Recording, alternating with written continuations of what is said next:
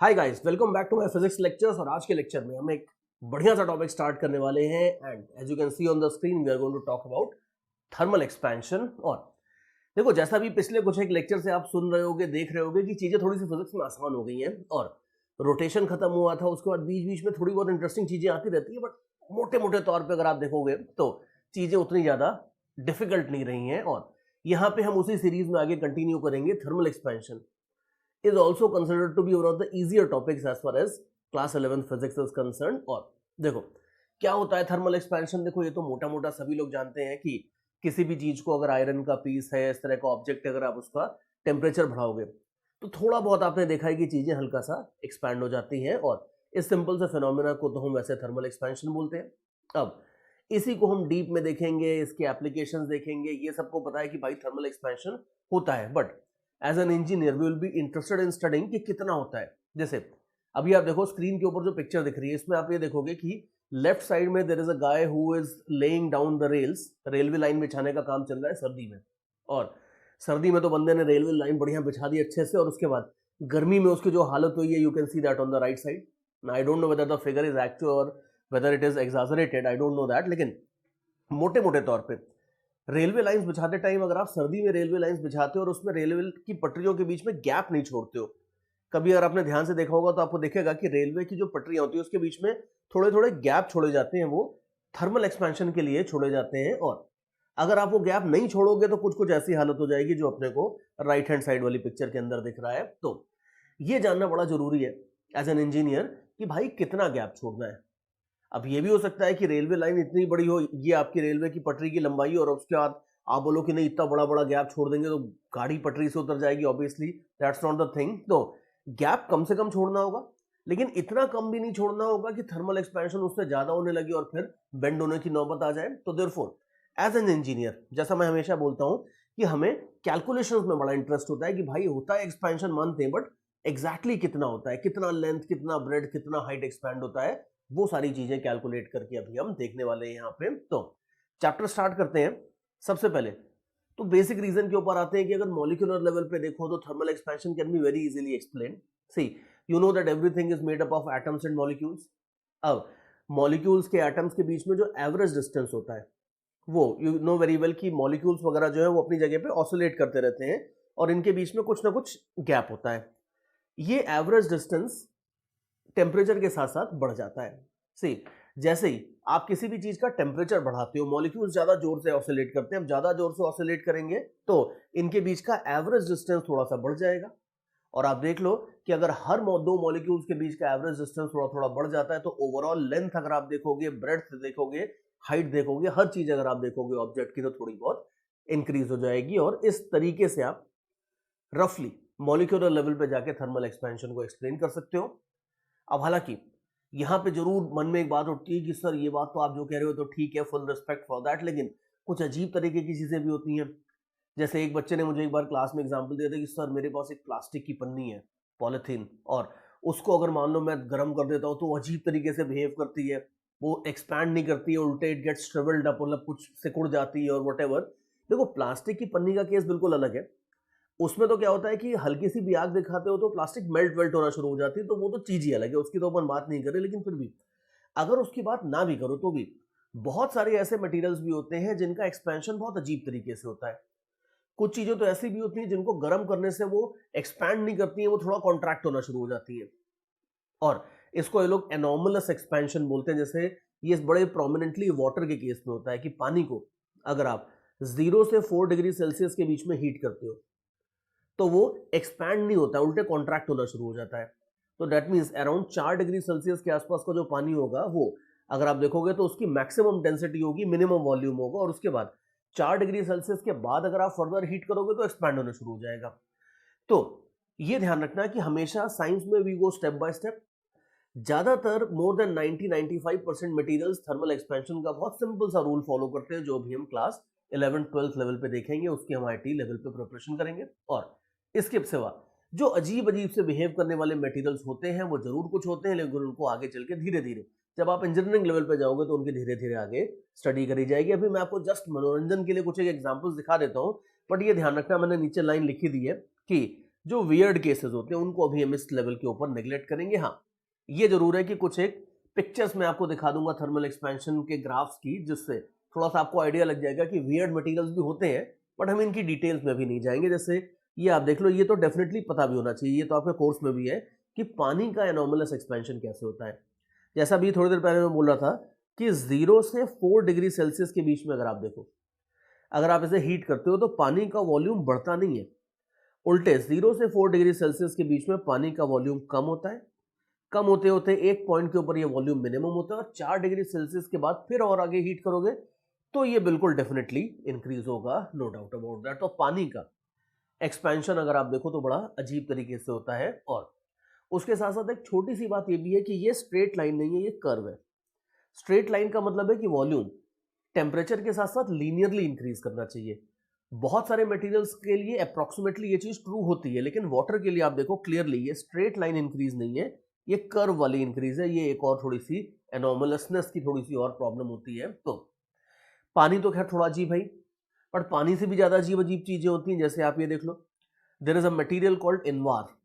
अब इनवार के thermal expansion का ग्राफ देखो तो और भी अजीब सा है। अब ये क्या है, सी ज्यादातर मटेरियल्स जो हम अभी स्टडी करने वाले हैं उनके थर्मल एक्सपेंशन का ग्राफ आपका सिंपली ऐसा होगा। देखो, ये स्ट्रेट लाइन ग्राफ होगा ज्यादातर मटेरियल्स का, कि टेम्परेचर बढ़ाओगे तो उसकी लेंथ, एरिया, वॉल्यूम जो भी होगा ये सिंपली लीनियरली बढ़ता जाएगा। हम इस तरह के मटेरियल्स को स्टडी करने वाले हैं और 90% से ज्यादा जो नेचर में मटेरियल्स अवेलेबल होते हैं वो इस सिंपल लॉ को अप्रोक्सीमेटली फॉलो करते हैं।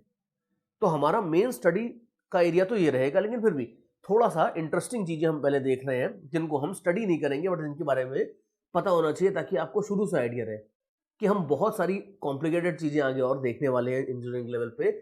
जैसे आप देखो, ये तो अजीब ही सा बिहेव कर रहा है। अगर आप इसमें देखोगे, इसमें अगर मान लो टेम्परेचर बढ़ाओगे तो थर्मल एक्सपेंशन पहले कम होता है फिर वापस बढ़ता है, बड़े अजीब अजीब तरीके से बिहेव करता है। तो दैट इज अनदर थिंग। और इन सब में आप देख लो, इन सब के सिवा एक और बहुत अजीब चीज है, वो मैं अभी आपको और दिखाता हूं कि अगर मान लो सपोज प्लूटोनियम देखते हो, तो प्लूटोनियम के थर्मल एक्सपेंशन का ग्राफ तो ये है। Have a look at this कि क्या अजीब सा ग्राफ चल रहा है। मतलब ये तो कोई ऐसा कंटिन्यूअस कर्व भी नहीं गया है कि ऐसा चला गया हो, चलो ऐसे चला गया हो, कोई कंटिन्यूअस कर्व भी नहीं है। It is something like that कि टेम्परेचर अगर आप बढ़ाओगे तो शुरू में तो बिल्कुल शराफत से धीरे धीरे एक्सपेंशन करेगा, लेकिन कुछ पॉइंट ऐसे होते हैं, कुछ टेम्परेचर्स ऐसे होते हैं जिसके बाद ये झटका खाता है।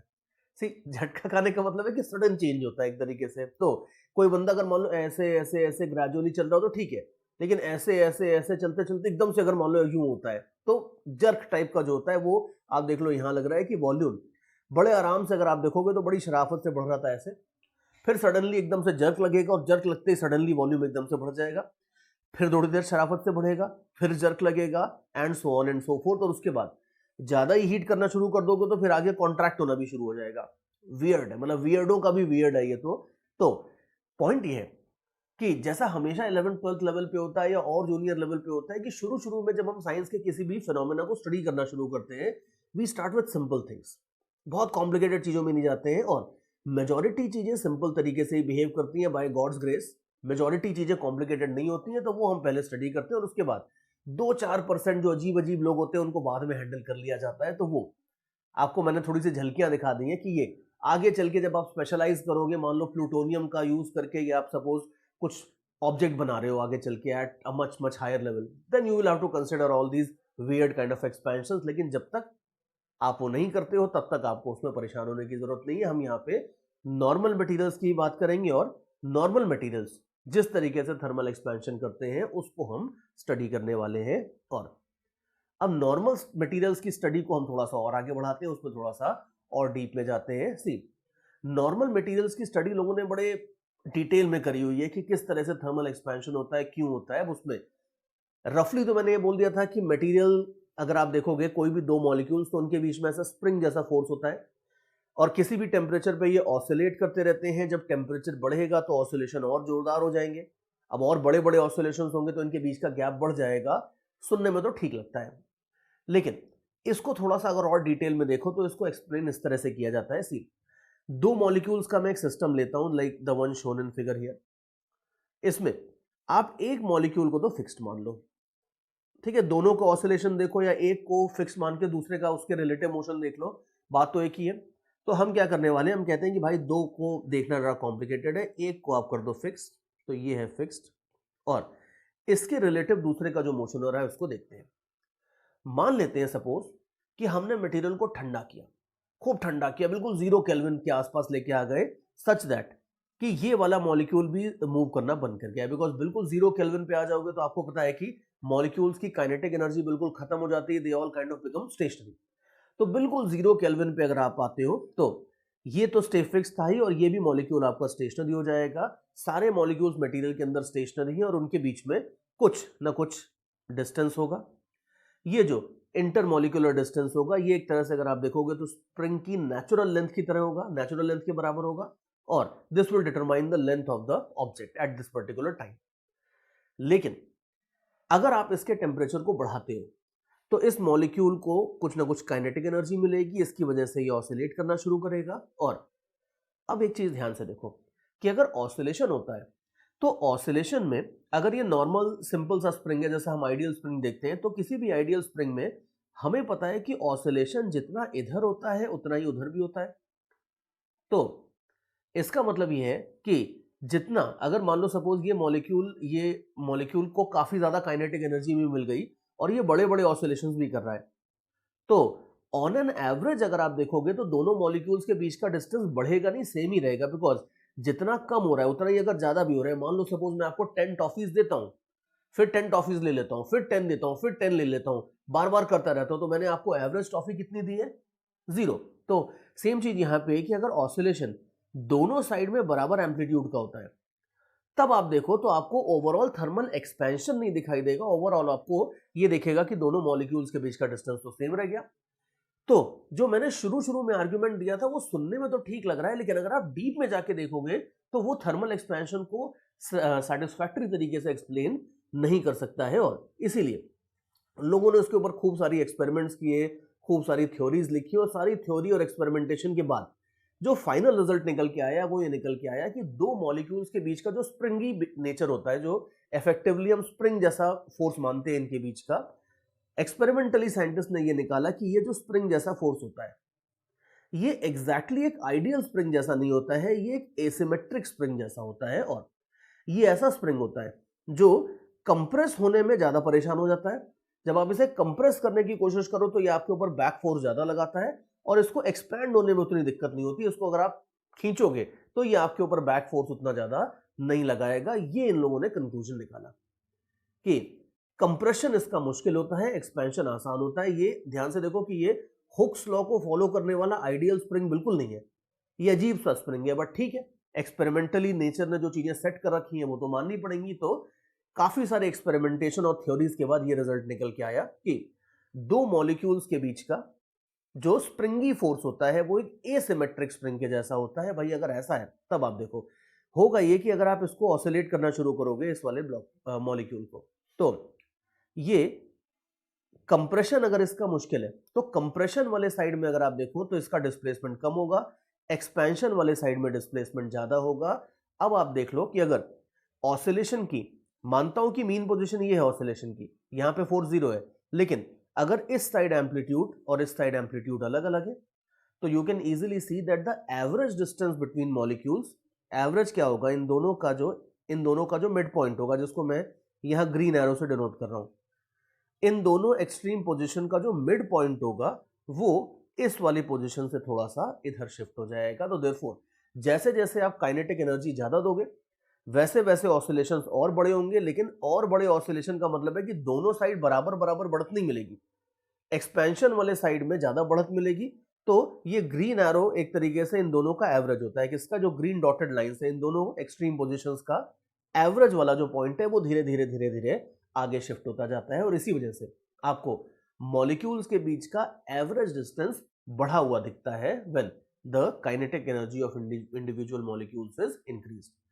तो ये देख लो कि ये डिफरेंस होता है सुपरफिशियल स्टडी में और डिटेल में जाके पढ़ने में। सुपरफिशियली तो अब मान लो सपोज मैं 8th 9th के बच्चों को पढ़ा रहा हूं तो मैं इतना नहीं जाऊंगा, उनको मैं बोल दूंगा कि ठीक है ऑसिलेशन ज्यादा होते हैं तो बड़ा हो जाता है distance and they will be very happy with that. लेकिन अगर आप डिटेल में जाके देखोगे तो यू विल सी कि अगर दोनों तरफ से ऑसिलेशन बराबर बराबर बढ़ते तो एवरेज डिस्टेंस वही रहने वाला था, कोई थर्मल एक्सपेंशन नहीं मिलता। तो थर्मल एक्सपेंशन का फिनोमिना पूरी तरह से इस स्प्रिंगी फोर्स के एसिमेट्रिक नेचर के ऊपर डिपेंड करता है। More difficult to compress and easier to expand वाला बिहेवियर होता है इस स्प्रिंग का। तो ये चीज ध्यान रखना। और अगर मान लो सपोज कोई ऐसा फोर्स होता है, ये स्प्रिंग ऐसा होता जिसमें कंप्रेशन ज्यादा आसान होता, एक्सपेंशन ज्यादा मुश्किल होता, तब क्या होता? तब वही होता जो एनॉमलस एक्सपेंशन ऑफ वाटर में हो रहा है। उस केस में अगर आप देखोगे तो टेम्परेचर बढ़ाने से जो एवरेज वाला डिस्टेंस है वो कम होने लगता है, and that would be an explanation for the materials जो टेम्परेचर बढ़ाने के ऊपर थोड़ा सा कॉन्ट्रैक्ट कर जाते हैं। तो ये इंपॉर्टेंट पॉइंट है, ये ध्यान रखना। इसी में और आगे चलते हैं। इसी पॉइंट को मैंने तो आपको स्प्रिंग फोर्स के तरीके से समझाया है।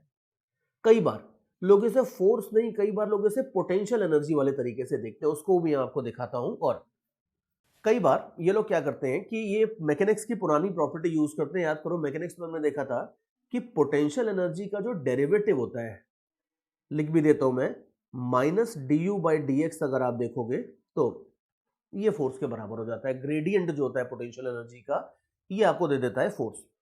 तो कई बार ये फोर्स की बजाय पोटेंशियल एनर्जी के हिसाब से देखते हैं। कहते हैं कि अगर मान लो सपोज दो मॉलिक्यूल्स हैं, दो मॉलिक्यूल्स के बीच में डिस्टेंस r है, तो कुछ r के ऊपर डिपेंड करेगी उनके बीच की पोटेंशियल एनर्जी।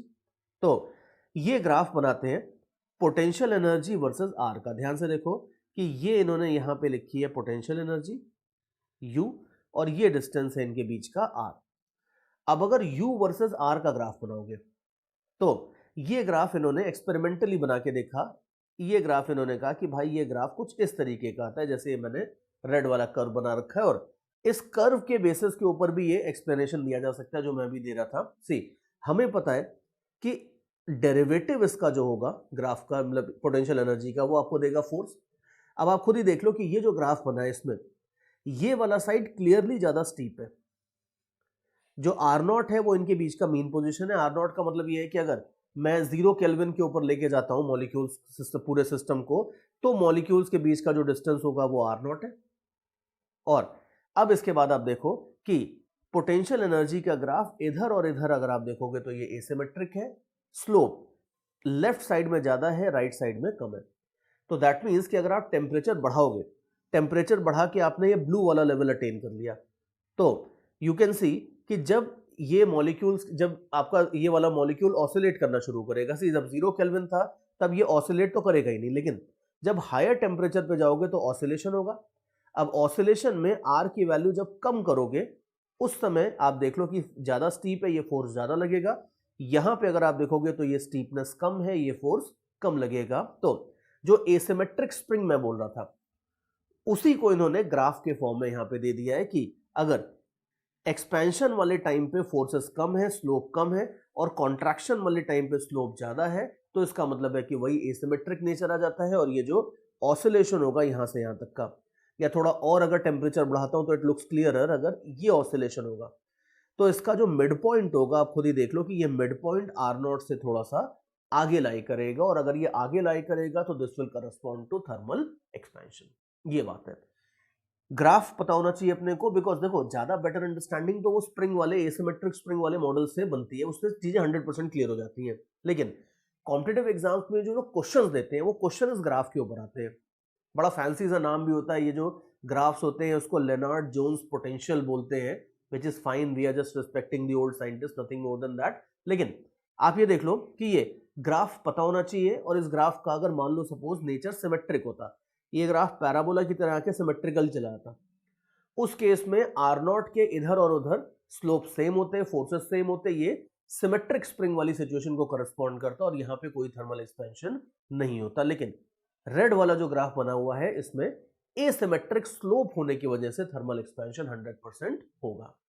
जैसे मैं आपको और आगे दिखाता हूं एग्जांपल्स। लेट अस से कि अगर मान लो मेरे पास दो डिफरेंट मटेरियल्स हैं, एक मटेरियल को 1 बोल देता हूं, दूसरे मटेरियल को 2 बोल देता हूं, रेड वाला और ग्रीन वाला।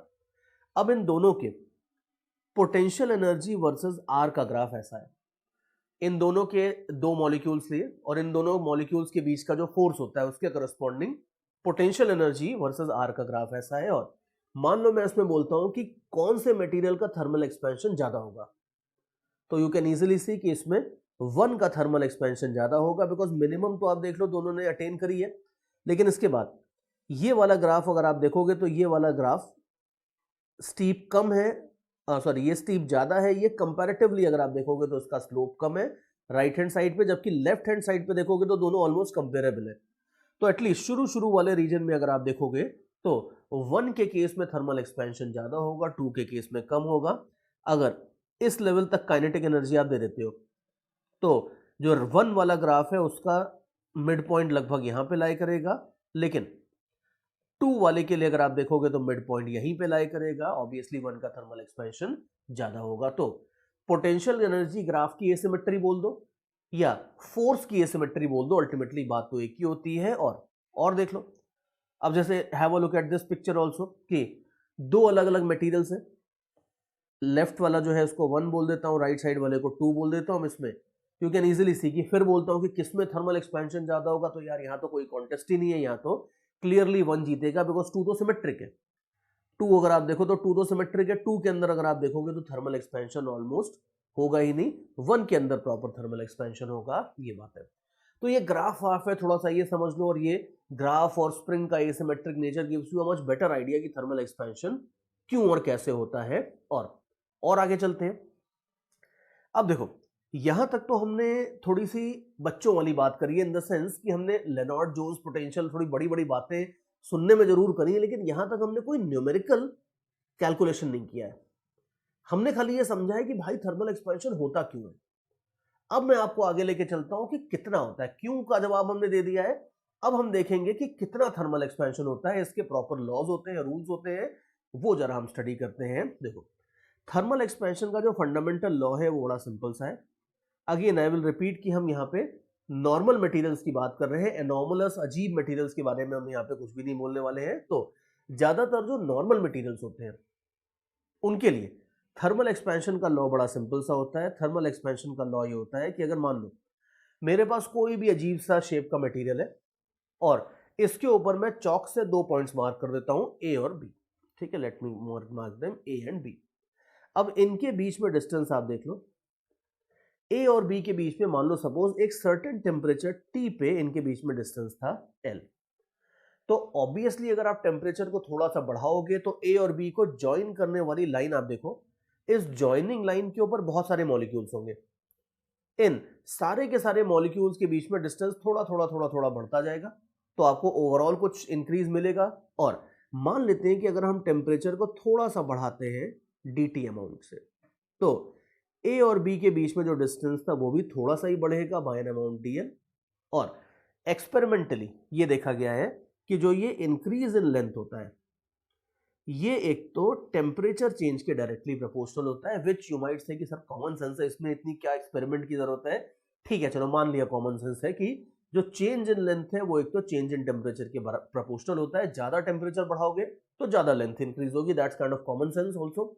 और दूसरा ये भी देखा गया है कि जो चेंज इन लेंथ होता है ये एल के डायरेक्टली प्रोपोर्शनल होता है, इनके बीच में जो ओरिजिनल डिस्टेंस था इसके भी डायरेक्टली प्रोपोर्शनल होता है। ये भी अगर आप, ये बिल्कुल एकदम जीरो लेवल की कॉमन सेंस नहीं है, लेकिन एक थोड़ा सा कॉमन सेंस को ऊपर के लेवल पे ले जाओगे तो यू विल सी कि ये चीज भी एक तरीके से कॉमन सेंस ही है। कैसे? आप ये देखो कि अगर मेरे पास एक रॉड है मान लो 2 सेंटीमीटर की, मैं इसको गर्म करता हूं और इसके अंदर मान लो सपोज 1 मिलीमीटर का एक्सटेंशन हो जाता है, ठीक है, तो इसका मतलब है कि अगर मैं एक और ऐसी आइडेंटिकल रॉड ले आऊंगा और इसको भी हीट करूंगा तो उसमें भी भाई 1 मिलीमीटर का एक्सटेंशन होगा। और फिर अगर ये दोनों रॉड को मैं साइड बाय साइड लगा के एक 2+2 यानी कि 4 सेंटीमीटर की रॉड बना दूंगा तो उसके अंदर जो टोटल एक्सटेंशन होगा वो 1 मिलीमीटर प्लस 1 मिलीमीटर यानी कि 2 मिलीमीटर हो जाएगा। तो यू कैन इजीली सी कि अगर किसी रॉड की लेंथ मैंने डबल कर दी है तो उसके अंदर थर्मल एक्सपेंशन भी डबल हो गया है, ट्रिपल कर दूंगा तो ट्रिपल हो जाएगा, and so on and so fourth. तो देयरफॉर ध्यान रखना कि ये भी एक तरह से कॉमन सेंस ही है कि जो चेंज इन लेंथ है ये ओरिजिनल लेंथ के डायरेक्टली प्रोपोर्शनल होगी, एंड टेम्परेचर के तो चेंज के तो डायरेक्टली प्रोपोर्शनल होती ही है। और अब जरा अगर रफ वर्क वगैरह हटा देते हैं नीचे से और आगे बात करते हैं तो यू विल सी कि इसको बस आप आगे अगर कंबाइन कर लो तो आपके पास एक रूल बन जाता है, और रूल होता है dl is equal to L alpha dt। इसको अच्छे से बिल्कुल रिस्पेक्टफुली बॉक्स कर देता हूं, बड़ा सिंपल सा रिजल्ट लग रहा है, लेकिन ये आपका पूरे थर्मल एक्सपेंशन चैप्टर का सबसे फंडामेंटल रिजल्ट है।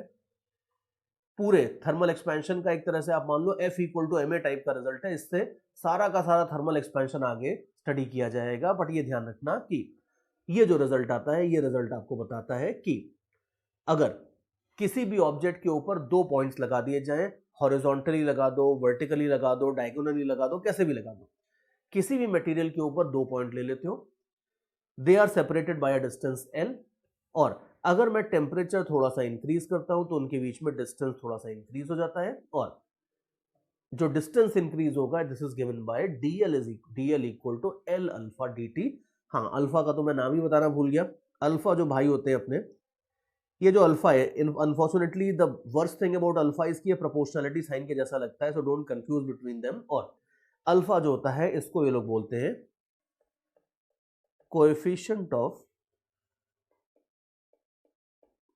थर्मल एक्सपेंशन, या कई बार लोग इसको कोएफिशिएंट ऑफ लीनियर एक्सपेंशन भी बोल देते हैं। तो आप लीनियर एक्सपेंशन बोलना चाहो वो भी चलेगा, कोएफिशिएंट ऑफ थर्मल एक्सपेंशन बोल दो, या coefficient of linear thermal expansion पूरा बोल दो, जो भी आपको प्यार से इसको बोलना है वो आप बोल सकते हो, उससे फर्क नहीं पड़ता है। मेन चीज ये है कि ये ध्यान रखना कि भाई ये होता है fundamental law of thermal expansion, और इसका यूज करके अब हम आगे धीरे धीरे पूरा चैप्टर बिल्ड करने वाले हैं।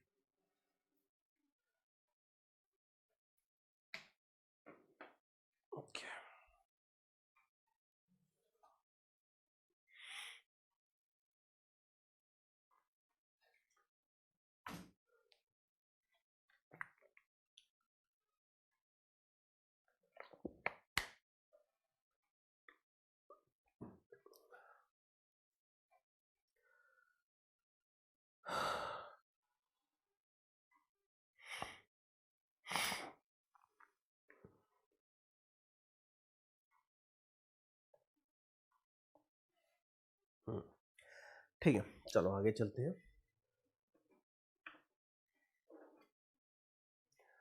चलो भाई और आगे चलते हैं, और अब जरा इसको इंटीग्रेट करके भी देखते हैं। सी, फिजिक्स में इस तरह के जो लॉज दिए जाते हैं, ये फंडामेंटल लॉज कई बार डीज के टर्म्स में दिए जाते हैं। इनको ये लोग कई बार इन लॉज का डिफरेंशियल फॉर्म बोलते हैं। ये बड़े जनरल होते हैं, बड़े पावरफुल होते हैं, लेकिन यू कैन इजीली सी कि अब प्रैक्टिकली अगर आप देखो तो ऐसा थोड़ी होता है कि किसी चीज के अंदर टेम्परेचर जो इंक्रीज होता है वो एक्चुअली डीटी होता है। भाई अगर मान लो सुबह से शाम तक अगर आप देखोगे दिन में, तो टेम्परेचर का change 10 degree Celsius, 2 degree Celsius, 1 degree Celsius, कुछ फाइनाइट चेंज होगा, डीटी थोड़ी हो जाएगा। तो एक्चुअल लॉज जो होते हैं वो हमेशा इनको इंटीग्रेट करके निकाले जाते हैं। तो अब इसी का मैं इंटीग्रल फॉर्म निकाल के आपको दिखाता हूं, और वो प्रैक्टिकल लॉ होगा जो हम ज्यादातर जगह पे यूज करने वाले हैं। तो देखो, अगर इसको इंटीग्रेट करना है तो अपन ऐसा करते हैं, मान लो सपोज मेरे पास एक ऑब्जेक्ट है, वापस इसमें वही 2 पॉइंट्स से लेते हैं ए और बी। मान लेते हैं कि एक टेम्परेचर टी नॉट के ऊपर, अब ध्यान से देखना कि एक टेम्परेचर टी नॉट के ऊपर इनके बीच में डिस्टेंस था एल नॉट। हम टेम्परेचर को बढ़ा देंगे और टेम्परेचर को बढ़ा के कर देंगे टी। अब इनके बीच में डिस्टेंस भी बढ़ के हो जाएगा मान लो एल, और हमारा टास्क बेसिकली ये है कि भाई अगर सब कुछ बाकी दिया हुआ है तो हमें ये निकालना है कि ये फाइनल इनके बीच का डिस्टेंस कितना होगा, ये हमें निकालना है। तो क्या करेंगे, देखो स्टार्ट तो हम यहीं से करेंगे कि dl is equal to L alpha dt। Start तो हमें यहीं से करना होगा, और हम ऑब्वियसली ये एज्यूम करके चल रहे हैं कि जिन मटेरियल्स की हम इस पूरे चैप्टर में बात कर रहे हैं वो मटेरियल्स इस लॉ को फॉलो करते हैं। ये तो हम बात एज्यूम लेके चल ही रहे हैं, कुछ एनॉमलस या अजीब सा एक्सपेंशन नहीं है। और बाकी अगर ये चीज है तो इसको इंटीग्रेट करने से पहले एक चीज ध्यान रखना कि इंटीग्रेट करने से पहले हमें वेरिएबल सेपरेट करने होंगे। अब ये एल जो है ये डीएल के साथ ही फिट हो सकता है और कहीं तो फिट होगा नहीं, तो इंटीग्रेट करने से पहले डीएल के साथ एल को डालो, अल्फा dt को इधर रखो और इसको कर दो इंटीग्रेट।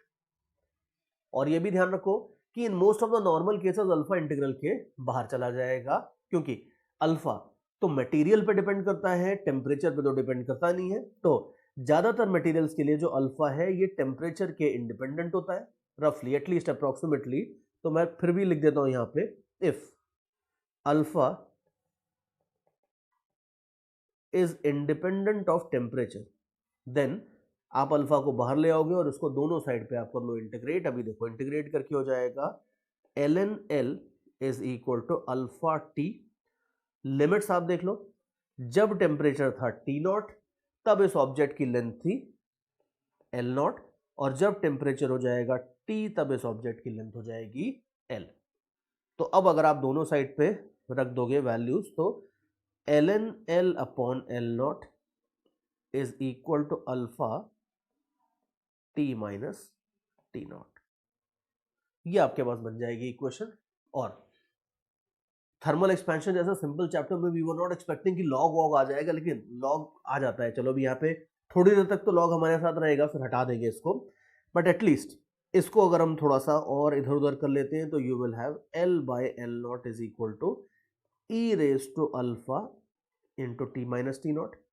तो आप देख लो कि आपका जो टारगेट था वो टारगेट ऑलमोस्ट अचीव हो गया। हमें ये पता करना था कि टेम्परेचर के अंदर अगर आप चेंज कर दोगे तो इस ऑब्जेक्ट की फाइनल लेंथ कितनी हो जाएगी, एंड यू कैन सी कि वो हमारे पास आ गया है। जो फाइनल लेंथ है ये आ जाती है initial length into e to the power alpha, bracket के अंदर जो चीज है इसको आप डेल्टा टी बोल सकते हो। ये हमारे पास एक बढ़िया सा रिजल्ट आ जाता है और इसको कर लेते हैं बॉक्स। जो हमारा थर्मल एक्सपेंशन का लॉ था, थर्मल एक्सपेंशन के लॉ का ये इंटीग्रल फॉर्म होता है। तो ध्यान रखना, वापस आपको एक बार पिछले पेज पे लेके जाता हूं। थर्मल एक्सपेंशन के लॉ का ये डिफरेंशियल फॉर्म होता है। ये ज्यादा जनरल है, ये ज्यादा पावरफुल है, बिकॉज ये हर जगह चलता है। अगर मान लो कोई ऐसी सिचुएशन हो जहां पे अल्फा कांस्टेंट नहीं हो, ऐसी सिचुएशन हो जहां पे अल्फा टेम्परेचर के साथ साथ वेरी कर रहा हो, और बहुत सारे मटेरियल्स होते हैं जिनमें वेरी करता है एक्चुअली अल्फा।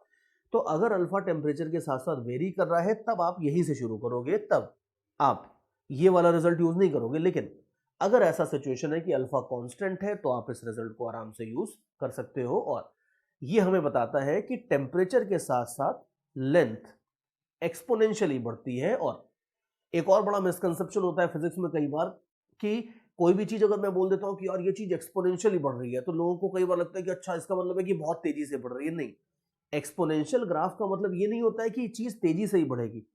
एक्सपोनेंशियल ग्राफ अगर आप देखो तो रफली होता है कुछ इस तरीके का। एक्सपोनेंशियल ग्राफ्स का मतलब जनरली होता है कि शुरू में बहुत धीरे धीरे बढ़ती है चीजें, लेकिन बाद में तेज हो जाती है, और अगर आप बाद में देखोगे तो बहुत तेजी से चीजें बढ़ती हैं। That is the meaning of exponential. और थर्मल एक्सपेंशन में हम टेम्परेचर में इतने ज्यादा चेंज करते ही नहीं, बिकॉज बहुत ज्यादा अगर आप 10-20 हजार डिग्री सेल्सियस चेंज करने लगोगे तो चीजें मेल्ट हो जाएंगी, वेपराइज हो जाएंगी। तो यहाँ पे एक्सपोनेंशियल का मतलब ये मत लगाना कि बहुत तेजी से बढ़ रहा है, ऐसा बिल्कुल नहीं है। एक्सपोनेंशियल के ज्यादातर एक्सपोनेंशियल कर्व के हम थोड़े इनिशियल पार्ट का ही ज्यादातर हम यूज करने वाले हैं। बट स्टिल पहली चीज ध्यान रखना ये कि किसी भी चीज, कोई भी ऑब्जेक्ट अगर एग्जैक्टली बेसिक लॉ को फॉलो करता है प्रॉपरली, तो उसके लिए ये एक एक्सप्रेशन निकल के आता है L equal to L0 e to the power alpha delta T. ये इसका इंटीग्रल फॉर्म निकल के आता है। और अब इसके ऊपर अगर मान लो सपोज लेट अस से कि सॉरी, ठीक है, ये जो मैंने इतना बोला था कि L equal to L0 e to the power alpha delta T निकल के आता है, यहां तक अपन ले लेंगे। उसके बाद कुछ वर्ड्स बोले थे, will just cut them out. अभी आगे बोलता हूं। और चलो इसके ऊपर एक आध छोटा मोटा एग्जाम्पल बना के देखते हैं किस तरह के क्वेश्चंस बन सकते हैं। देखो जैसे एक एग्जाम्पल देखते हैं कि मान लो सपोज मेरे पास एक रॉड थी, और रॉड किसी ऐसे मटेरियल की बनी है जो अपने dl equal to L alpha dt law को फॉलो करता है। ये आपको गिवन है। अल्फा कांस्टेंट है, ये भी आपको गिवन है। अब क्वेश्चन ये है कि अगर मान लेते हैं सपोज एक टेम्परेचर T0 के ऊपर इसकी लेंथ L0 थी। अब क्वेश्चन बनाने वाले ने ये क्वेश्चन दिया है आपको, मान लो कि भाई ये बता दो कि कितने टेम्परेचर के ऊपर इसकी लेंथ डबल हो जाएगी। ना सोच के देखो, बड़ा इंप्रैक्टिकल सा क्वेश्चन है, बिकॉज ऐसे मटेरियल्स तो नहीं देखे होंगे आपने कभी जिनको हीट करोगे और उनकी लेंथ डबल हो जाए। थोड़ा सा 1% आधा % इंक्रीज होती है, लेकिन मान लो चलो अगर ऑन पेपर क्वेश्चन बना ही रहे हैं तो हमारा क्वेश्चन ये है that there is a material that follows our basic law of thermal expansion, और हमें ये बोला है कि at what temperature the length is going to get doubled. मान लो ये क्वेश्चन है, तो ठीक है, कोई दिक्कत नहीं है। हमें पता है कि इस एक्सप्रेशन को इंटीग्रेट करके आता है L equal to L0 e to the power alpha delta T. ठीक है, अभी आप देखो फाइनल लेंथ आपको दी है इन्होंने डबल हो गई है, तो इसकी जगह 2L0 डाल दो। और इसके बाद e to the power alpha delta T, ये एक्सप्रेशन बनता है। अब आगे देखो, अगर दोनों साइड आप लॉग ले लो तो ln2 is equal to alpha delta T हो जाएगा। In other words change in temperature will be equal to ln2 divided by alpha, ये आपके पास आ जाएगा। और हमें इन्होंने खैर बोला था फाइनल टेम्परेचर, तो फाइनल टेम्परेचर ऑब्वियसली आ जाएगा original temperature plus ln2 divided by alpha, ये हमारे पास रिजल्ट आ जाएगा। Very easy, straightforward. Although I totally accept कि ये बड़ा इम्प्रैक्टिकल सा क्वेश्चन है, लेकिन फिर भी अगर मान लो सपोज हमें ऑन पेपर ही क्वेश्चन बनाना था तो इस तरीके से सॉल्यूशन आ जाएगा, प्रॉब्लम सॉल्व हो जाएगी। और यहाँ पे एक छोटी सी चीज और देखना कि इसमें अगर कुछ गलत सलत तरीके लगा दिए जाए तो इसका एक आंसर ये भी निकाला जा सकता है t equal to T0 plus 1 by alpha, इस तरह का भी एक आंसर निकालना पॉसिबल है इसका। ये चीज ठीक नहीं रहेगी, बिकॉज इस तरीके से अभी हम इसके ऊपर आएंगे कि ये आंसर कहां से आता है, कैसे आता है, बट जो क्वेश्चन के अंदर कंडीशंस दी थी उन कंडीशंस को ये आंसर बिल्कुल फॉलो नहीं करेगा। मैं एक बार वापस लिख देता हूं, मैं क्या बोल रहा था कि अगर गलती से आपने एल नहीं टी निकालना था, गलती से अगर आपने ऐसा निकाल लिया है delta T equal to 1 by alpha, तो इस क्वेश्चन की कंडीशंस में ये चीज बिल्कुल ठीक नहीं रहेगी। बिकॉज हम आगे चल के देखेंगे कि जिस टेक्निक से ये आंसर आता है उस टेक्निक के अंदर कुछ अप्रोक्सीमेशंस होते हैं, और वो अप्रोक्सीमेशंस खाली तब चलते हैं जब स्मॉल थर्मल एक्सपेंशन होता है। जनरल थर्मल एक्सपेंशन के लिए तो यही रिजल्ट यूज करना ज्यादा बेटर रहेगा। तो मैंने शुरू में थोड़ा सा आउट ऑफ द वे जाके मेंशन जरूर कर दिया, बिकॉज देखो थर्मल एक्सपेंशन इजी चैप्टर है, बहुत सारे बच्चों ने स्कूल वूल में ऑलरेडी पढ़ लिया होगा, और उसमें अगर मान लो उन्होंने जनरल फॉर्म नहीं पढ़ा है, कुछ अप्रोक्सीमेट फॉर्म पढ़ा है डायरेक्टली, और उसका यूज करके ये रिजल्ट निकाल लेते हैं, तो उनको पता होना चाहिए कि वो क्या गलती कर रहे हैं स्टेज के ऊपर। और अब आगे चलते हैं, अब वो जो अप्रोक्सीमेट फॉर्म वगैरह की जो मैं बात कर रहा था उसके ऊपर भी आते हैं, बिकॉज सी बाकी सारी बातें ठीक है, but we need to understand this कि प्रैक्टिकल वर्ल्ड में in most of the cases thermal expansion small होते हैं। तो यहां पे जो ये हमने एक्सप्रेशन निकाला था, ज्यादातर केसेस में इसको अप्रोक्सीमेट करके यूज किया जाता है, बिकॉज वैसे भी आप देखो कि एक्सपोनेंशियल इक्वेशन हमेशा टफ होती है as far as calculations are concerned. तो कैलकुलेशंस बचाने के लिए ये लोग जनरली इसको थोड़ा सा अप्रोक्सीमेट करके यूज करते हैं। Now let me take you to that कि ये अप्रोक्सीमेट फॉर्म क्या होता है, हम जरा इसकी बात करते हैं। देखो अप्रोक्सीमेट फॉर्म इस तरह से होता है, हमने देखा था कि L equal to L0 e to the power alpha delta T था। अब आप देखो, मैं थोड़ी प्रैक्टिकल वैल्यूज देता हूं आपको, फिर आगे और बात करेंगे कि ज्यादातर मटेरियल्स के लिए अल्फा जो है वो 10⁻⁻5 10⁻⁻6 के आसपास होता है for most of the normal materials. अगर आयरन की इन सब की बात करोगे, कई बहुत सारे मटेरियल्स के लिए इससे भी कम होता है। अल्फा की वैल्यू लगभग इस रेंज में होती है। और टेम्परेचर कितना चेंज करते हो यार, सोच के देखो, टेम्परेचर चेंज सुबह से शाम तक 10-20-30 डिग्री सेल्सियस चेंज हो जाता है।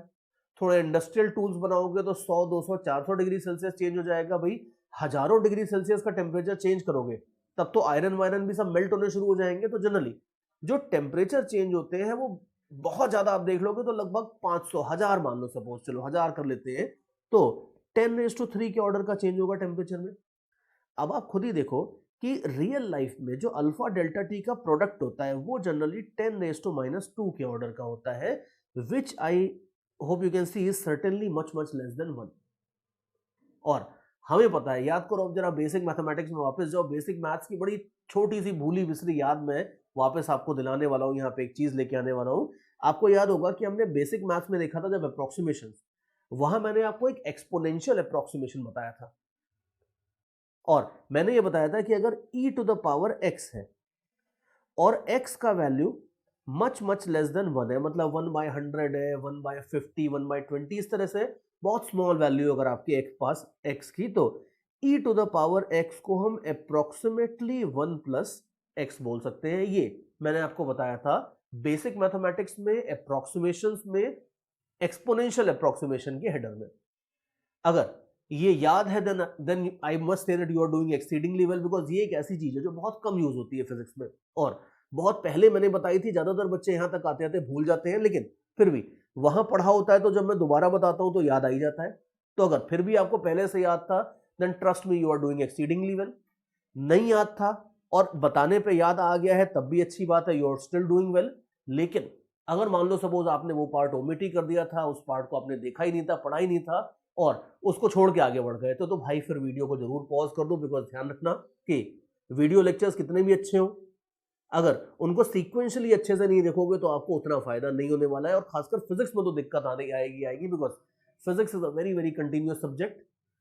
पहले माले के ऊपर दूसरा बनाया जाता है, दूसरे पे तीसरा बनाया जाता है, साइड बाय साइड बिल्डिंग जो है वो ब्लॉक्स नहीं बनाए जाते, एक के ऊपर एक बनाए जाते हैं फिजिक्स में। तो अगर मान लो सपोज आप इस तरह की चीजें बेसिक मैथ में छोड़ के जल्दी जल्दी आगे बढ़ गए थे कि यार चलो ये सब तो मोह माया है, हम तो मेन मुद्दे पे आते हैं, स्कूल में वही चल रहा है तो चलो उसी के ऊपर सबसे पहले आते हैं, और उस चक्कर में ये सब अगर आपने छोड़ दिया था तो भाई वीडियो पॉज कर दो और सबसे पहले वो पुरानी चीजें जाके आप क्लैरिफाई करो और उसके बाद फिर इसके ऊपर आओगे तो आपको ज्यादा फायदा रहेगा। बिकॉज ये पुरानी चीजें बीच बीच में भूत बन के आपको परेशान करती रहेंगी। लेकिन again let's come back to the positive things, अगर ये चीज आपने सब पहले से अच्छे से कर रखी थी तो फिर तो कोई टेंशन ही नहीं है। It is time to enjoy these things here. तो अब जरा मैं इसको यूज कर लेता हूं। यहाँ पे आप देख लो कि यहाँ पे जो अल्फा डेल्टा टी है ये एक तरह से x की तरह आ रहा है, बिकॉज जो चीज e की पावर में होती है उसको हम x बोल रहे हैं। अब e की पावर में क्या है यहाँ पे अल्फा डेल्टा टी, तो ये चीज एक तरह से x की जगह आ रही है and you can easily see कि ये चीज स्मॉल है। रियल लाइफ में अगर आप देखोगे तो ये स्मॉल होती है। तो अब मैं जरा आगे बढ़ता हूं और ये बोल देता हूं that if alpha delta T is much much less than 1 which is actually the practical case in this world. तो अगर ऐसा है then L can be approximately written as L naught 1 plus alpha delta t। ये मैं इसके अंदर exponential approximation लगा सकता हूं, ये बात है। और अब आप देख लो कि ये जो मेरे पास फॉर्मूला बन गया है, बहुत सारी अगर आप बोर्ड लेवल की बुक्स में देखोगे तो वो थर्मल एक्सपेंशन को शुरू यहीं से करते हैं। वो dl equal to L alpha dt की बात बहुत कम करते हैं। उसके जो इंटीग्रल फॉर्म है एक्सपोनेंशियल वाला उसकी तो बात कई बार बिल्कुल नहीं करते हैं। बहुत सारी बोर्ड लेवल की बुक्स में वो थर्मल एक्सपेंशन को इसी फॉर्मूले से स्टार्ट करते हैं, जो कि बहुत गलत नहीं है। इट इज ओके बिकॉज अगर आप बोर्ड लेवल की तैयारी कर रहे हो तो ठीक है। बिकॉज एक्चुअली अगर आप देखो तो प्रैक्टिकली दुनिया में जितने भी मटेरियल्स हैं ऑलमोस्ट सबके लिए ये अजम्पशन तो वैलिड रहता है। तो there is nothing honestly very wrong in starting the chapter with this, but फिर भी जेई एडवांस जैसे एग्जाम में थोड़ा सा अपने को केयरफुल रहना पड़ता है कि वो फंडामेंटल्स को पकड़ के चलते हैं कई बार, और उन्हें पता होता है कि किन किन अप्रोक्सीमेशंस को लेके बच्चे अपना चैप्टर शुरू करते हैं। उन अप्रोक्सीमेशंस को हटा के फिर वो क्वेश्चन बनाते हैं। क्वेश्चन आसान होता है। जैसे अब अगर मान लो सपोज मैं आपको ये जो प्रीवियस क्वेश्चन दिखाया था, यही क्वेश्चन अगर मान लो एज इट इज जेई में आ जाता, ट्रस्ट मी बहुत सारे बच्चे सिंपल से क्वेश्चन को भी गलत करके आते हैं। क्यों? क्योंकि उन्हें पता ही नहीं है कि L equal to L naught e to the power alpha delta T is a more general equation. और जो हम लीनियर वाला फॉर्म देखते हैं ये वाला तो खाली इसका एक अप्रोक्सीमेशन होता है। अगर वो क्वेश्चन जेई में आ जाता तो बहुत सारे बंदे गलत करके आ जाते हैं। तो पता हमें सब होना चाहिए और उसके बाद फिर फाइनली लेकिन ये भी पता होना चाहिए कि रियल लाइफ में ये चीज ज्यादा इंपॉर्टेंट है। और इस पूरे के पूरे चैप्टर में, थर्मल एक्सपेंशन के पूरे चैप्टर में हम आगे से इसी इक्वेशन का यूज करने वाले। कहीं अगर बहुत स्पेसिफिकली दिखता है कि बड़ा लार्ज थर्मल एक्सपेंशन है तो हम इसके ऊपर आएंगे जरूर, लेकिन ज्यादातर अगर कुछ भी मेंशन नहीं है तो हम मान के चलेंगे that the thermal expansion is small, और स्मॉल थर्मल एक्सपेंशन के लिए हम इसी रिजल्ट को हर जगह यूज करने वाले हैं। तो ये ध्यान रखना। या इसी को थोड़ा सा और घुमा फिरा लो तो इसको आप ऐसे लिख सकते हो L equal to L naught plus L naught alpha delta T, और एल नॉट को अब आप लेफ्ट हैंड साइड में ले आओगे तो ये इक्वेशन बन जाती है और आ जाता है delta L is equal to L naught alpha delta T. बहुत सारी बुक्स में मैंने देखा है कि सेम रिजल्ट को इस फॉर्म में लिखते हैं। अब आप ये फर्स्ट वाले फॉर्म में लिख लो या सेकंड वाले फॉर्म में लिख लो, चीज तो एक ही अल्टीमेटली। दोनों में से कोई भी फॉर्म में आप इसको याद कर लोगे तो चलेगा। और यहां पे आप देख लो कि यहां पे टेम्परेचर के साथ साथ लेंथ लीनियरली इंक्रीज होती है। ये जो इक्वेशन आ गई है, इस इक्वेशन का फायदा ये है कि ये इक्वेशन एक लीनियर इक्वेशन है। इसके साथ नुकसान ये था कि ये इक्वेशन थी एक exponential equation, the calculations would be difficult. But ये एक रिलेशन जो आ गई है, ये एक रिलेशन आपकी एक लीनियर रिलेशन है, और लीनियर रिलेशंस के कैलकुलेशंस आसान होते हैं। और हम बाकी एज आई वाज सेइंग पूरे चैप्टर में इसी को यूज करके हम आगे क्वेश्चंस बनाने वाले हैं। लेकिन इसके ऊपर क्वेश्चंस बनाने से पहले एक छोटी सी चीज चलो और देख लेते हैं। मैंने डेरिवेशन के टाइम पे एक चीज और एज्यूम करी थी कि अल्फा कांस्टेंट है। कभी कभी ये लोग उस चीज को भी अटैक कर देते हैं, ये लोग कभी कभी ऐसे सिचुएशन कर देते हैं कि मान लो सपोज ऐसा नहीं है सर, अल्फा भी वेरिएबल है। और होता है बहुत सारे मटेरियल्स के केस में, अगर आप टेम्परेचर को सफिशिएंट रेंज में अगर आप चेंज करो तो अल्फा का एक ठीक ठाक वेरिएशन आ जाता है। तो अगर मान लो, मैं उसके ऊपर भी एक आपको छोटा सा एग्जांपल बना के देता हूँ, it will be very very simple, कुछ भी नहीं होगा इसमें। मान लो सपोज मेरे पास कोई ऐसा मटेरियल है, कोई रॉड है मान लो, और इस रॉड की एक इनिशियल टेम्परेचर टी नॉट के ऊपर लेंथ थी एल नॉट, और अब मैं आपको दे देता हूं कि इस मटेरियल का जो अल्फा है वो टेम्परेचर के साथ साथ वेरी कर रहा है ऐसे। और ये सारे टेम्परेचर जो मैंने आपको फिगर में दिए इस पेज पे, ये सब के सब केल्विन में है, in order to avoid any confusion. ये सारे टेम्परेचर केल्विन पे हैं। और इस रॉड की लेंथ थी L not at a temperature T not. Question ये है कि हमें इसकी लेंथ निकालनी है, find L at temperature 2 T not. Temperature double करने पे लेंथ कितनी हो जाएगी, ये अपने को निकालनी है। और एक चीज और दे देता हूं, that obviously assume that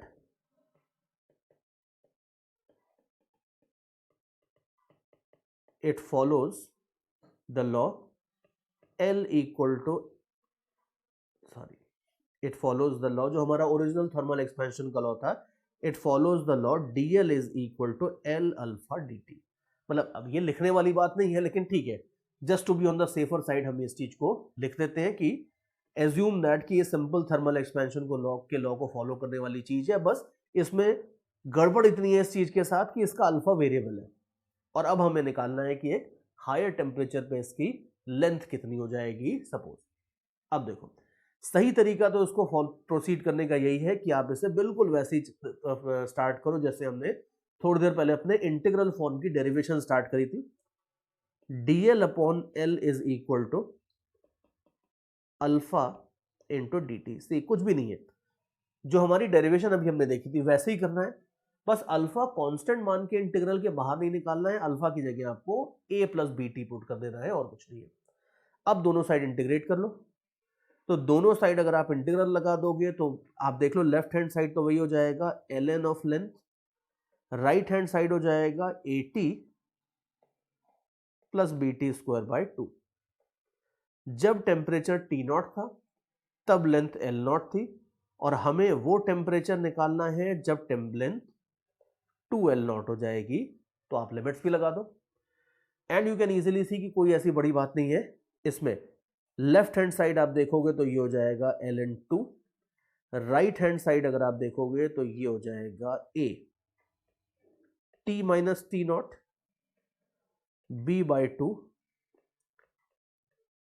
and this, ये आपके पास चीज आ जाएगी। और अब बाकी आगे देख लो कि हम इसको ऑब्वियसली अभी सॉल्व नहीं करने वाले हैं, because it's kind of a quadratic equation, और सॉल्व करके टी निकालना थोड़ा सा लंबा काम हो जाएगा। लेकिन अगर मान लो एग्जाम में आएगा तो वो आपको a की वैल्यू, b की वैल्यू, टी नॉट की वैल्यू, सबकी वैल्यूज दे देंगे, then you can easily solve the quadratic equation. और इसका कोई नेगेटिव रूट आएगा तो उसको रिजेक्ट करके you can take the positive root. तो आगे तो सॉल्व कर लोगे, उसमें कोई बड़ी दिक्कत वाली बात नहीं आएगी। लेकिन ये ध्यान रखना कि इस तरीके से अगर अल्फा वेरिएबल है तो आप कैसे इंटीग्रेट करोगे, आपको अपने बेसिक लॉ के ऊपर वापस जाना पड़ेगा। और अगर नहीं वेरिएबल है तब हमारा इंटीग्रल वाला फॉर्म चलेगा, और उसके साथ साथ भी अगर अल्फा डेल्टा टी स्मॉल है तो हमारा जो ये फाइनल रिजल्ट निकाल लिया था हमने, ये वाला चलने वाला है। तो अब देखो, चैप्टर के शुरू में हम जरूर ये सारे के सारी पॉसिबिलिटीज कंसिडर करते हैं कि ऐसा हो गया तो क्या होगा, वैसा हो गया तो क्या होगा। लेकिन फिर एक बार जब हम थोड़ा सा ये सब इनिशियल चीजें देख लेते हैं, देन वी रियलाइज कि यार हम एक जिस दुनिया में रह रहे हैं उस दुनिया में ज्यादातर मटेरियल्स के लिए अल्फा कांस्टेंट ही होता है, alpha delta t generally small ही होता है। तो ज्यादातर मटेरियल्स की नॉर्मल स्टडी में ये वाला फॉर्मूला चल जाता है। तो अब इसके बाद हम इस पूरे के पूरे चैप्टर में इन कॉम्प्लिकेशंस के ऊपर वापस बिल्कुल नहीं जाएंगे। इस पूरे के पूरे चैप्टर में हम इसी फॉर्मूले को लेके आगे सारे के सारे क्वेश्चन सॉल्व करेंगे। तो चलो अब आगे चलते हैं, and now let me show you. Basics अभी हमारे हो गए, बेसिक कंसेप्ट्स देखने के बाद अब हम आगे चलते हैं एप्लीकेशंस के ऊपर। अब मैं आपको दिखाता हूं कि थर्मल एक्सपेंशन के एप्लीकेशंस क्या होते हैं। ट्रस्ट मी, थर्मल एक्सपेंशन एक ऐसी चीज है जिसके अनंत एप्लीकेशंस होते हैं। तो सारे तो ऑब्वियसली देखना पॉसिबल नहीं है, लाखों करोड़ों एप्लीकेशंस हो सकते हैं इसके, लेकिन फिर भी कुछ मेन एप्लीकेशंस देखेंगे जिससे आपको आइडिया लग जाएगा कि क्या एप्लीकेशंस होते हैं और उनको किस तरीके से हैंडल किया जाता है। तो चलो now let us move ahead and have a look at the applications of thermal expansion. चलो भाई और आगे चलते हैं, let us now have a look at applications of thermal expansion. और जैसा मैं बोला था बड़े सारे एप्लीकेशंस होते हैं, तो सबसे पहले एक सिंपल से एप्लीकेशन से शुरू करते हैं। सी हमने अभी तक तो ये देखा था कि कोई भी दो पॉइंट्स है किसी भी ऑब्जेक्ट के ऊपर, उसके बीच में अगर डिस्टेंस L था तो वो L किस तरीके से चेंज होता है, हमने इसकी बात करी थी। इस एक्सपेंशन को ये लोग लीनियर एक्सपेंशन बोलते हैं। और अब हमने इफ यू रिमेंबर जब हमने लीनियर एक्सपेंशन की बात करी थी तब मैंने ऐसा कुछ नहीं बोला था कि जो ऑब्जेक्ट है वो रॉड के फॉर्म में ही है या उसका खाली लेंथ बढ़ रहा है, उसका ब्रेड्थ और हाइट नहीं बढ़ रहा है, हमने ऐसी कोई बात नहीं करी थी। हमारा तो ये था कि ऑब्जेक्ट किसी भी 3D शेप का हो सकता है और उसके ऊपर दो पॉइंट्स लगा के उनके बीच में डिस्टेंस कैसे बढ़ता है उसको हम स्टडी कर रहे थे। उसके बाकी डायमेंशंस बढ़े या ना बढ़े उससे हमें कोई कंसर्न नहीं था। लेकिन अब अगर मान लो सपोज मेरे पास ऐसी सिचुएशन है कि लेट अस से मेरे पास एक रेक्टेंगुलर शीट है और एक टेम्परेचर लेट अस से T0 के ऊपर इस शीट की लेंथ मान लो सपोज लेट अस से A0 थी और इसकी ब्रेड्थ मान लो सपोज B0 थी। अब ऑब्वियसली अगर आप टेम्परेचर को इंक्रीज कर दोगे by an amount delta T तो इसकी लेंथ और ब्रेड्थ दोनों थोड़ी थोड़ी बढ़ जाएंगी, और अगर लेंथ और ब्रेड्थ दोनों बढ़ जाएंगे तो इसका एरिया भी बढ़ जाएगा। और ये जो एरिया का इंक्रीज होता है इसको ये लोग सुपरफिशियल एक्सपेंशन बोलते हैं। थोड़ी क्रूड लैंग्वेज में अगर आप बोलो तो इसको आप एरियल एक्सपेंशन भी बोल सकते हो, but officially it's known as the superficial expansion. और अब हम थोड़ा सा ये निकाल के देखेंगे कि भाई ये सुपरफिशियल एक्सपेंशन कितना होता है। इट्स वेरी वेरी इजी, कुछ भी नहीं है। देखो इसका इनिशियल एरिया था आपका A0 B0 और अब आप देखो कि इसका जो फाइनल एरिया हो जाएगा आफ्टर एक्सपेंशन वो हो जाएगा नया लेंथ मल्टीप्लाइड बाय नया ब्रेड्थ। और हमें पता है कि जो हमारा फॉर्मूला है थर्मल एक्सपेंशन का, क्या फॉर्मूला था, L equal to L0 1 plus alpha delta T. ये हमारा थर्मल एक्सपेंशन का अप्रोक्सीमेट फॉर्मूला है जो अब हम सब हर जगह यूज करने वाले हैं। तो हमारा रिजल्ट ये था कि हमारा पॉइंट ये था कि इस फॉर्मूले को आप किसी भी दो मॉलिक्यूल्स के बीच में यूज कर सकते हो, ऐसे भी यूज कर सकते हो और ऐसे भी यूज कर सकते हो। तो इस फॉर्मूले को अगर मान लो मैं इन दोनों पॉइंट्स के बीच में लगा देता हूं तो मुझे नई लेंथ मिल जाएगी, और उसके बाद इन दोनों पॉइंट्स के बीच में लगा दूंगा तो मुझे नई ब्रेड्थ मिल जाएगी। तो if I do that I can see कि जो नई लेंथ है वो हो जाएगी initial into 1 plus alpha delta T और नई ब्रेड्थ हो जाएगी initial into 1 plus alpha delta T. ये तो इसी फॉर्मूले को मैंने एक बार ऐसे लगा दिया और एक बार ऐसे लगा दिया, और अब जरा इसे थोड़ा सा सिंप्लीफाई कर लेता हूं तो it becomes A0 B0 into 1 plus alpha delta t whole square. ये आ जाएगा नया एरिया।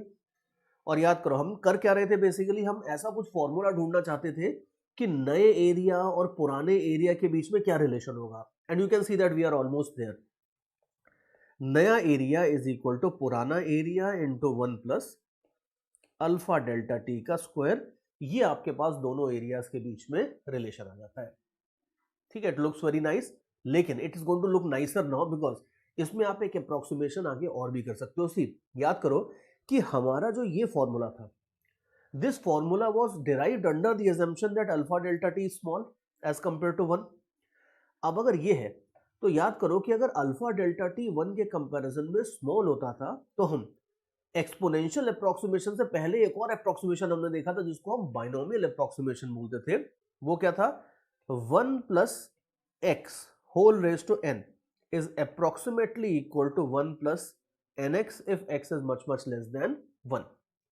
ये हम यूज कर लेंगे यहाँ पे। In other word simple Hindi में अगर बात करें तो भाई ये 2 नीचे आ जाएगा और यहाँ अप्रोक्सीमेटली साइन लग जाएगा। अब अप्रोक्सीमेटली साइन लगाना चाहो तो लगा दो, नहीं लगाना चाहो तो ये भी मान लो कि अंडरस्टूड है, बिकॉज ये सारे के सारे अप्रोक्सीमेटली साइन नहीं है, ये सब हमारे अप्रोक्सीमेट रिजल्ट से ही आए अल्टीमेटली। तो देयरफॉर अप्रोक्सीमेटली साइन लगाने का भी कई बार लोग थर्मल एक्सपेंशन में बॉदर नहीं करते हैं। दे जस्ट सिंपली से कि A is equal to A0 1 plus 2 alpha delta t. इसको इस तरीके से लिख लेते हैं। अप्रोक्सीमेट है, ये अंडरस्टूड है। थर्मल एक्सपेंशन में हर चीज थोड़ी अप्रोक्सीमेट ही होती है। तो ये हमारे पास चीज आ गई है। इसको जरा मैं थोड़ा सा हाईलाइट भी कर देता हूं because this is the result that you will need to remember. ये जो इक्वेशन बन गई है इसको आप लॉ ऑफ सुपरफिशियल एक्सपेंशन बोल सकते हो। ऑल्दो ध्यान रखना कि लॉ ऑफ थर्मल एक्सपेंशन या लॉ ऑफ लीनियर एक्सपेंशन, इस चैप्टर का जो फंडामेंटल लॉ है वो तो यही है, इससे ये लॉ बड़े आराम से डिराइव हो जाता है, बट फिर भी लोग इसको respectfully law of superficial expansion बोल देते हैं। थोड़ा और रिस्पेक्ट देना है तो कई बार ये भी करते हैं कि भाई ये जो 2 अल्फा है यहाँ पे, इस 2 अल्फा को भी ये लोग कई बार एक लेटर बीटा से डिनोट कर देते हैं, और फिर ये बोल देते हैं कि जो ये बीटा है, इस बीटा को भी एक नया नाम दे देते हैं, इसको बोल देते हैं कोएफिशिएंट ऑफ सुपरफिशियल एक्सपेंशन। ध्यान रखना, अल्फा था कोएफिशिएंट ऑफ लीनियर एक्सपेंशन, और ये बीटा जो है ये सिंपली अल्फा का ट्वाइस है, और इसको बोलते हैं कोएफिशिएंट ऑफ सुपरफिशियल एक्सपेंशन। और ये गड़बड़ी मत करना, कई बार लोग करते हैं कि अच्छा सुपरफिशियल है तो एरिया तो लेंथ का स्क्वायर होता है, तो वो ऐसा याद कर लेते हैं कि अच्छा बीटा हो जाएगा अल्फा स्क्वायर। ऐसा बिल्कुल नहीं है, बीटा बिल्कुल अल्फा स्क्वायर नहीं होता है। बीटा अप्रोक्सीमेटली, मतलब sorry, beta is defined as 2 alpha and it is known as coefficient of superficial expansion. And you can easily see कि थर्मल एक्सपेंशन की सबसे अच्छी बात यही है कि जो बेसिक लॉ था ये वाला, इसी के जैसा ही आपका ये वाला लॉ भी बन गया है, कोई बहुत ज़्यादा डिफरेंस नहीं है इसमें भी। और इसी तरह से अगर आप वॉल्यूम की बात करो तो यू कैन इजीली सी कि वॉल्यूम में आप देख लो कि जो हमने लेंथ और ब्रेड्थ में किया, अगर वो हाइट भी हो जाता तो कुछ बहुत ज़्यादा डिफरेंस नहीं आने वाला था।